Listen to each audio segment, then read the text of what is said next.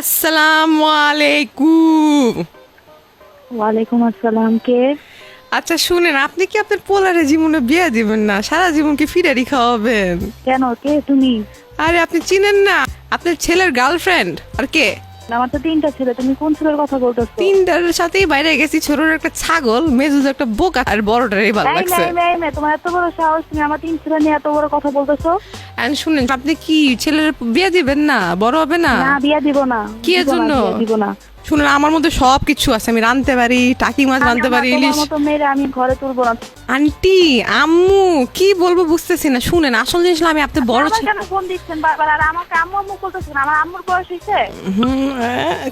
Excuse me. আচ্ছা শুনেন শুনেন শুনেন, আপনি কি হয়েছে? আপনি কেন ছেলেরে সারা জীবন কি ছেলেরে ফিডার খাওয়াবেন? এখনো প্যান বাইন্দা দেন বাগাল টাগাল। এখন তো বোর সময় আসছে, তাই না? আমি আপনার পোলারে অনেক ভালোবাসি। আমি আমার ছেলের জন্য ভালো মেয়ে, ভদ্র মেয়ে নিয়ে আসবো, যে মেয়ে আমার কাছে উঠবে আর বসবে। তোমার মতো মেয়ে নিয়ে আসবো? আমি তো উঠবোই বসবো আপনার কথা মতন। এখন আপনি বিয়া দিতে না। চান না, সেজন্যই ফোন দিছি। তুমি হ্যাঁ, ফোন অনেক দিন দিয়ে হয়ে আমার গেছে। সাথে এত বড় সাহস, তুমি ফোন দিয়ে আবার আমার সাথে তর্ক করতেছো, আবার বলতেছো